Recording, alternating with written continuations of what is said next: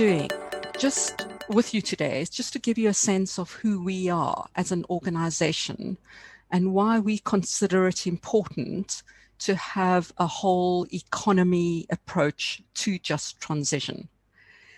And then I'm going to look at some of the issues of just transition for workers and for passengers who rely on public transport, and then link that to the wider, more transformative vision that we have of public transport and which we feel just transition has to be linked to. So we are not an organization in all different sectors of transport. I particularly work in public transport, but we also represent workers in maritime, in aviation, in road, and in rail, and have over 700 affiliated trade unions, including from Trinidad and Tobago. What we've seen in transport is that it's a sector where emissions are still rising. In some cities around the world, it is the sector that is responsible for the highest amount of emissions. But in our perspective on just transition, we feel that we cannot address emissions in transport and reducing emissions in isolation from other key sectors of the economy.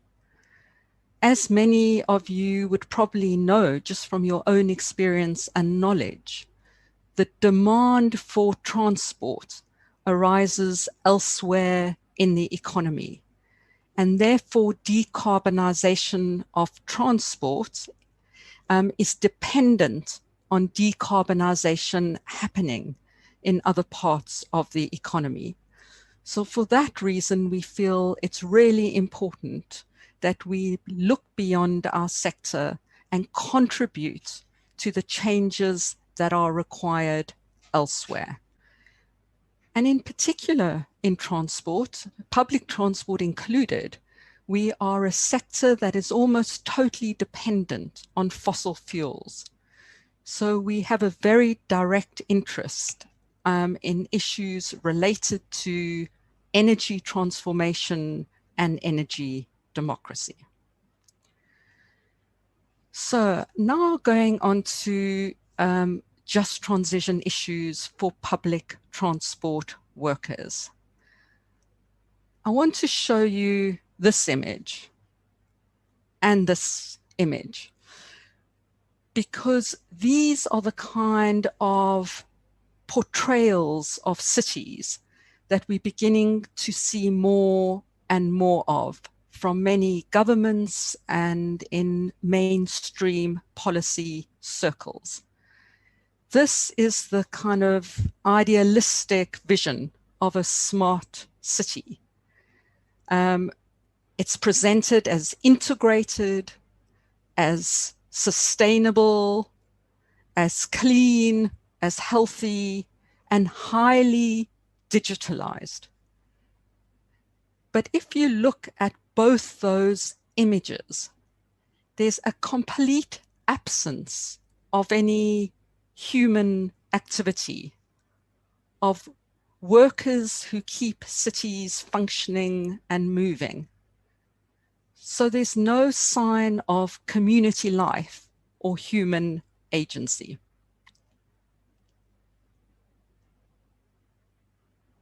And what we see partly with public transport, that in this wider kind of model of the smart city,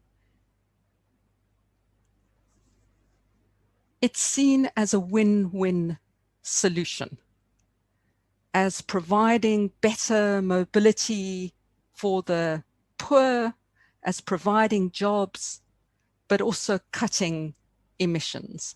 So that's the dominant narrative. And the message is that the sector has obvious economic benefits and climate benefits, but also social benefits. But what we've seen from our experience, and I want to show you now the reality in many cities around the world.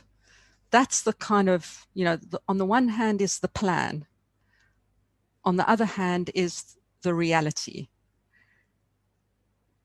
And what we've seen, and perhaps this relates to your experience as well in Trinidad and Tobago, that where there's a focus on work in public transport, it's about what access to work the service of public transport provides. And there is very little attention paid to transport as an employer.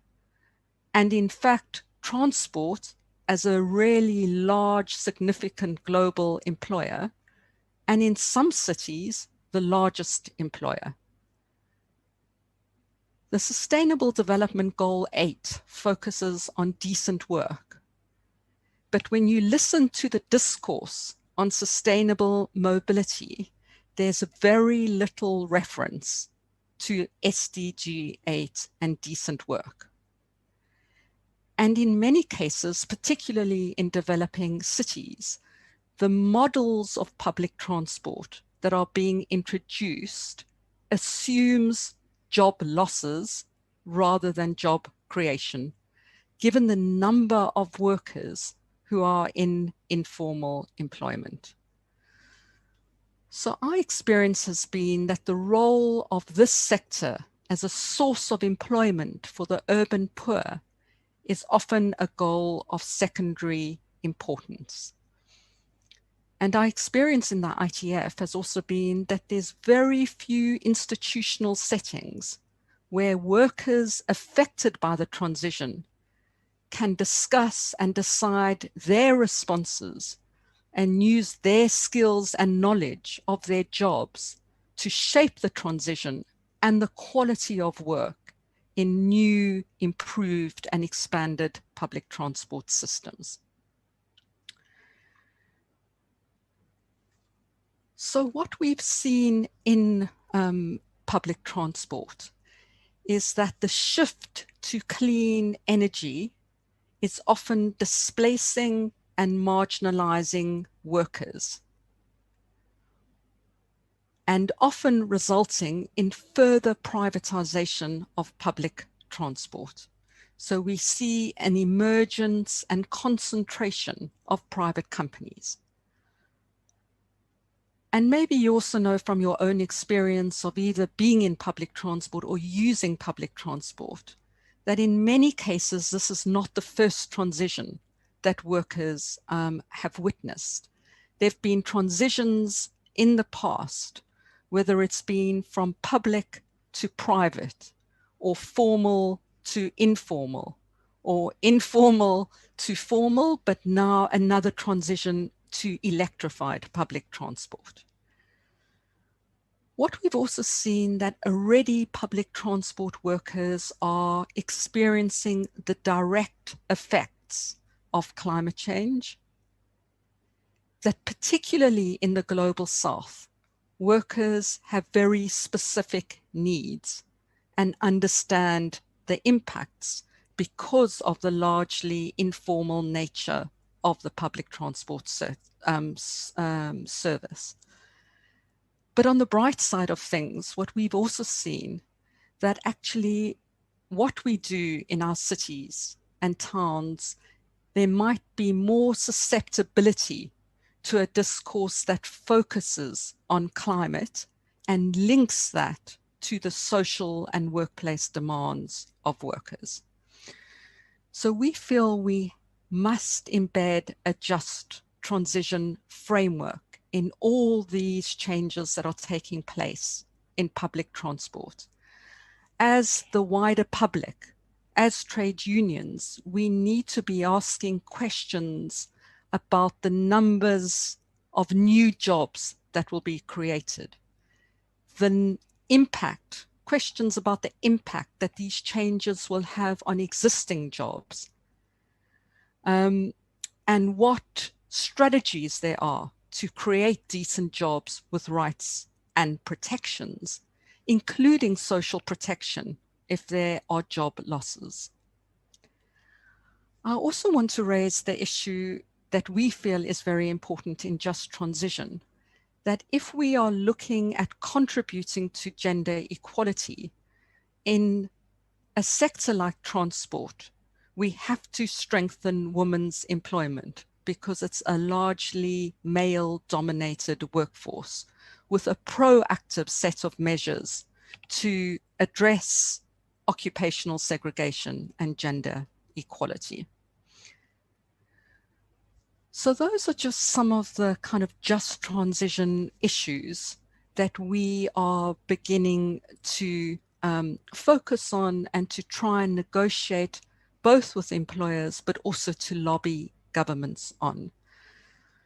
But what I want to do now is focus on just transition as one element of a wider transformation that needs to take place in transport to really guarantee the economic, social, and climate benefits. And we, as the ITF, have developed a comprehensive people's public transport policy with our demands linking workplace issues to wider social issues around mobility. And we believe our role is not only to be in the workplace, but also to be taking positions on ownership, on the control of public transport, on financing of public transport, on the use of technology, and then, of course, the bigger issue of decarbonization. There is a website where you can, as you can see on that slide, where you can access this policy. And we hope that this could be a platform where workers in public transport can link with the wider community and public to really ensure that public transport systems meet the needs of people rather than being run in the interests of private property or private profit. And really, just to conclude then, you can see that we have both a kind of strategies that link to immediate issues and problems, but also a strategy that is about a long-term change. And what we have heard from public transport workers in different cities is that jobs must become formal. There must be a worker-led formalization process.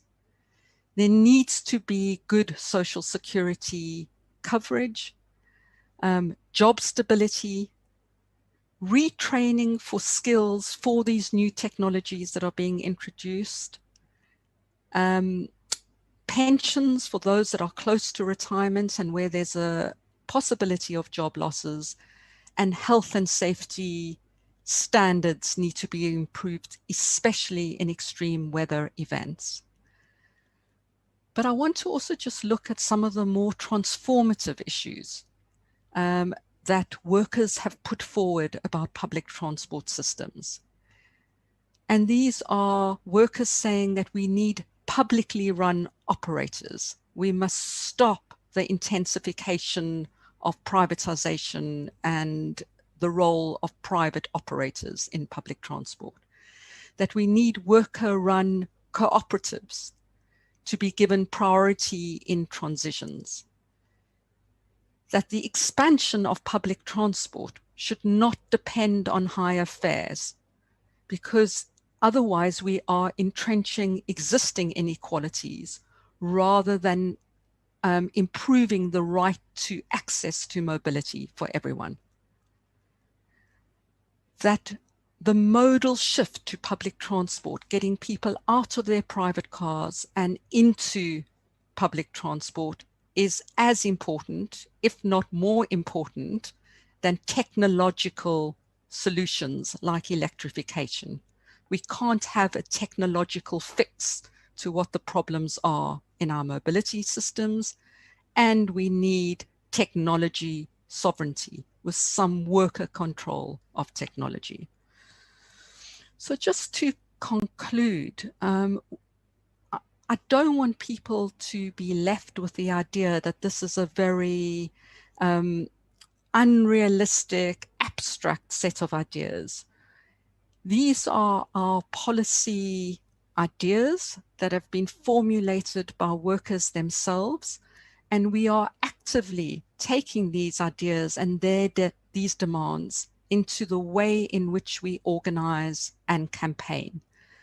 And at the moment, a big global campaign, which we're collaborating with the C40 cities on, is a campaign called The Future is Public Transport, where we are looking at just transition as part of a wider campaign to get governments to invest in public transport as part of the recovery from COVID-19, but also as an essential response to dealing with the climate crisis that we are all facing.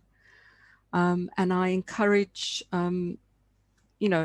those of you who are watching this webinar to look at the website for this particular campaign, because this is both about workers, but also about communities and users of public transport. So thanks very much. I'll end there.